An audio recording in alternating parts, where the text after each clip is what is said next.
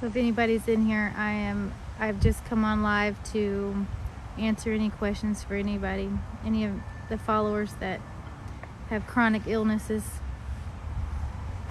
Oh, I'm sorry, hang on, let me put my reading glasses on. Diagnosed 6 months ago. When do I stop crying about him? Oh, Tanis Roberts. Oh, sweetheart. Honestly, oh my gosh, it breaks my heart. Let me just put it that way.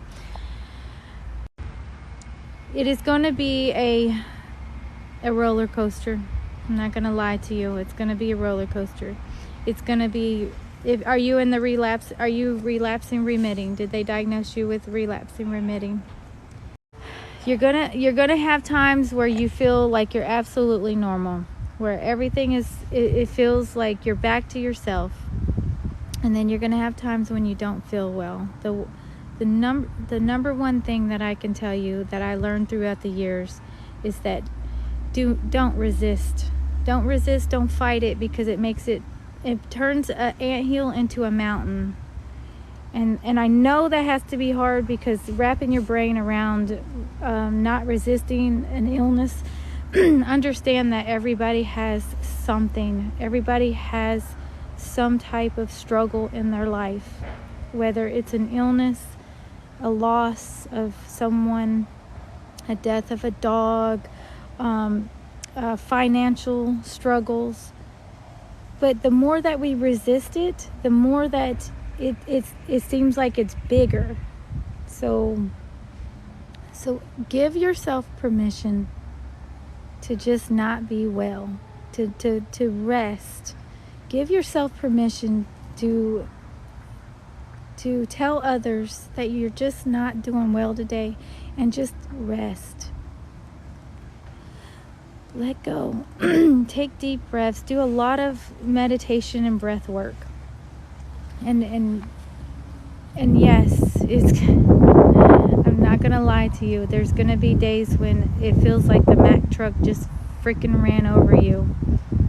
Like, dang it, where did it come from? Why? And you're gonna question, and you're gonna beat yourself up. But I'm here to tell you, after 16 years, that is the worst thing that you could do to yourself. And you have to just let yourself not be okay. And I used to be a behavior dog trainer, so one thing that a balanced dog trainer, so one thing I've learned is energy. Energy is everything. Energy is meant to flow. And so if we hang on to the bad energy, the negative energy, it will make things worse. And so what I used to teach when I basically looked like Caesar Milan, I would come into homes. I did it a couple times a week. I was in different people's homes to come in and teach them the energy, the language of animal, the language of dog, which is energy.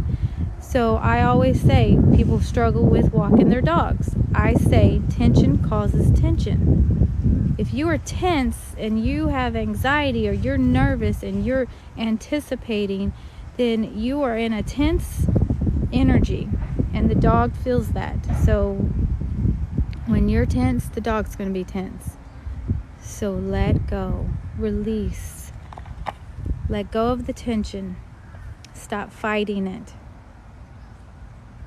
Just stop fighting it and accept it. And I don't mean accept that this is where you're at and you're a victim now, because victim mentality is not going to get you anywhere. It is going to make you worse. So energy is meant, like I said, is meant to flow. But be okay with not being okay. Be okay with not being okay is one thing I'm going to tell you right now. I went, 2017, I was in the hospital with a relapse. They did the whole week of steroids. I'm super sensitive because of having POTS. Super sensitive to everything. So I thought I was gonna die that week. Literally thought I was gonna die.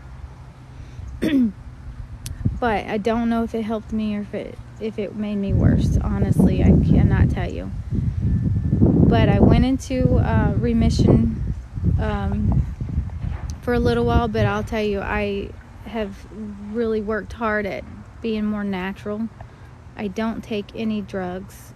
I literally do not take, I won't even really take Tylenol. I was on a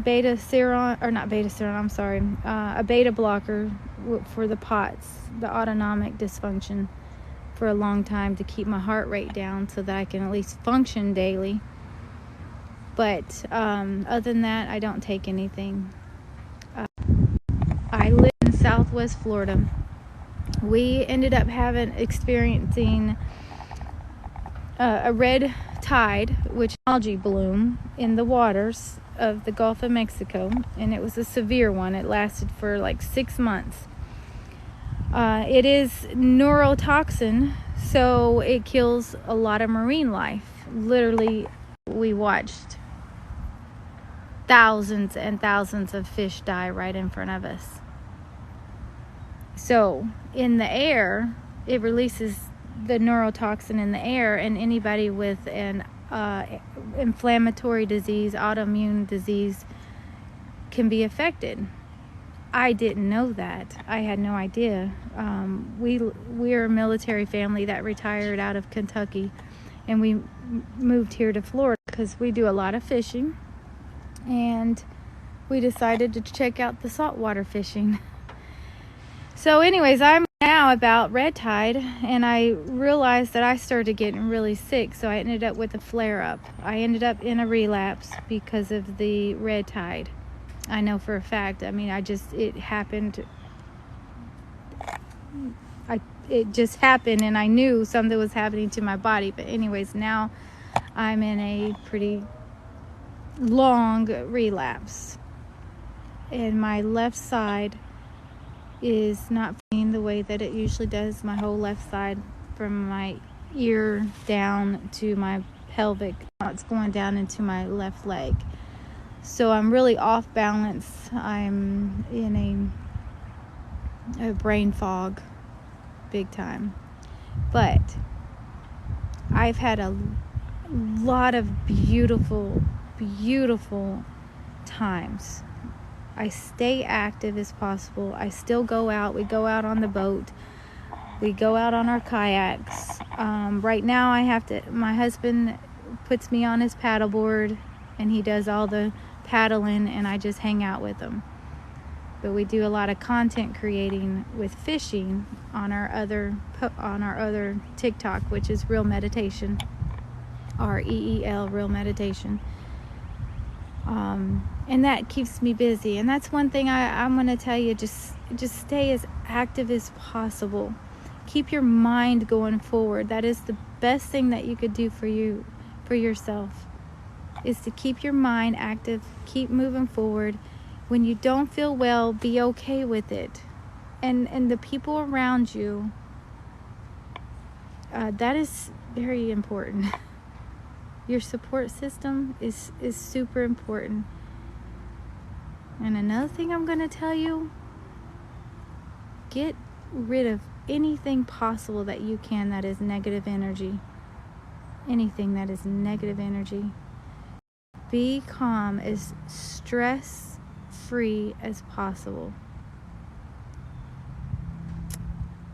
As stress-free as possible.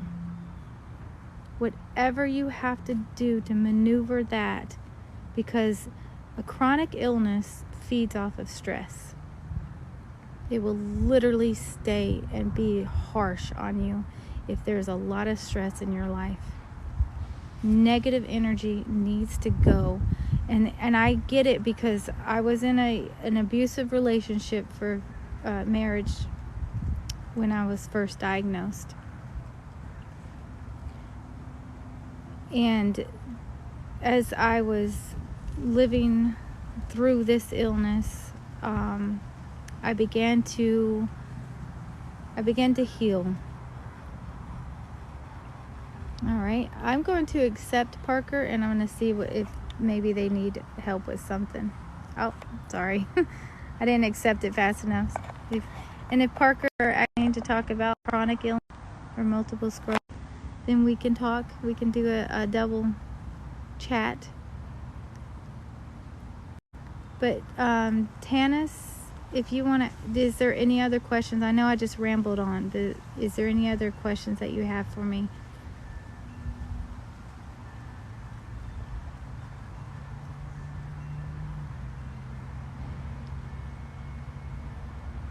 And hello, Virga Grand.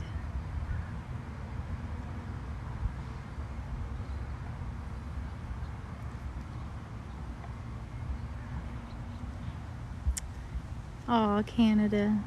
I bet you guys are freezing. I'm here in Southwest Florida, and it's like maybe like 55, 60 degrees, and I'm bundled up. But when you're used to 90 degrees every day, I mean, literally, we have not had a winter. We've had a few cold days in November, I think, but other than that, we've been very hot here, and now it kind of got a little cold front come through. So crazy. I'm so bundled up, but I love to soak in the sun. Get a lot of grounding, barefoot if you can, ground yourself. Get vitamin D as much as you can with the natural sun. Eat as healthy as possible. I do the intermittent fasting. What's up, Trent? I do the intermittent fasting. So I go 12, 14 hours, no food. Just like maybe black decaf coffee and water. And then I eat.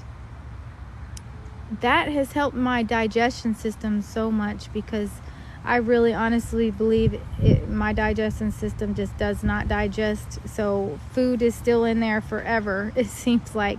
So the fasting is really good for me. I don't feel bloated. I feel amazing. Other than that, I try to be. I do not do any fast foods. I try to stay away from a lot of processed foods. This has taken a while to break from, because all of us, especially in America, we've lived in a processed, convenient lifestyle of food.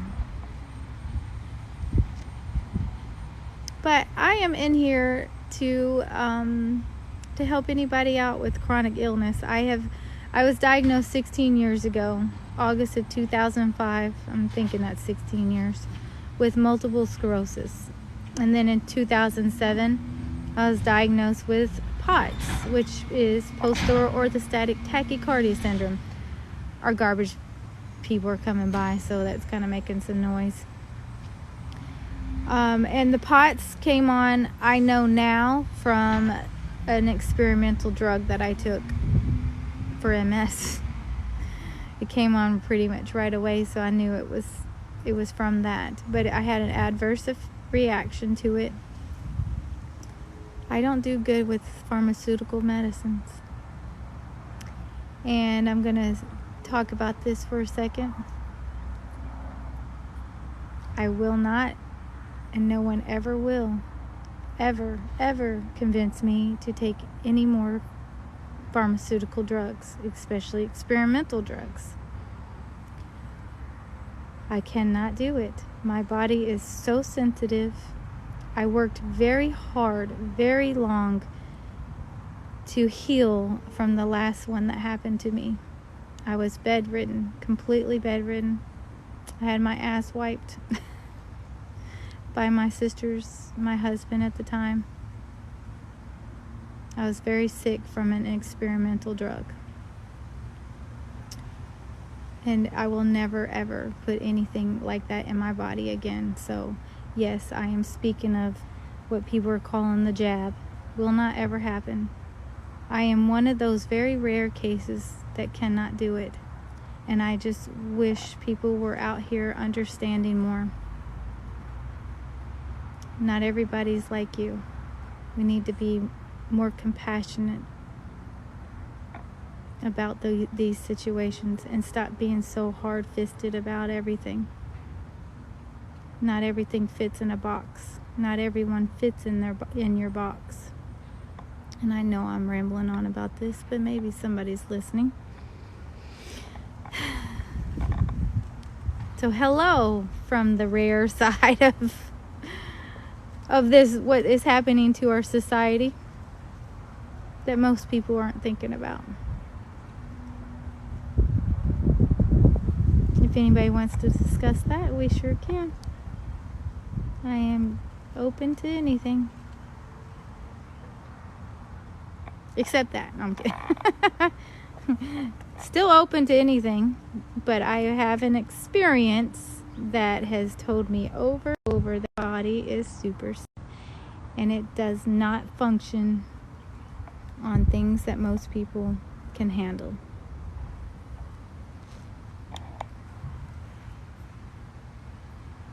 So if anybody has any other questions about living with a chronic illness like multiple sclerosis and POTS, post-oral orthostatic tachycardia syndrome.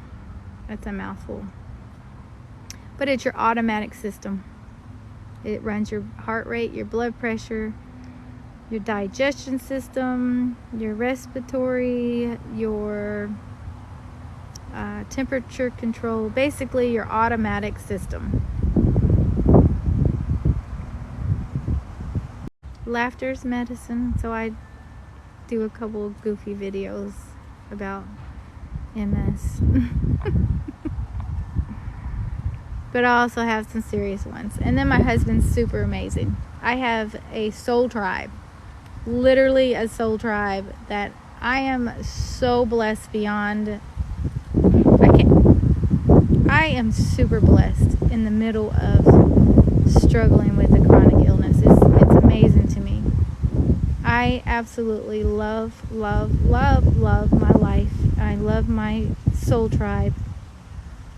It consists of my husband, my 3 daughters, my son-in-law, my 2 grandbabies, and then there's one on the way. And they are absolute blessings. And I have been truly blessed with that.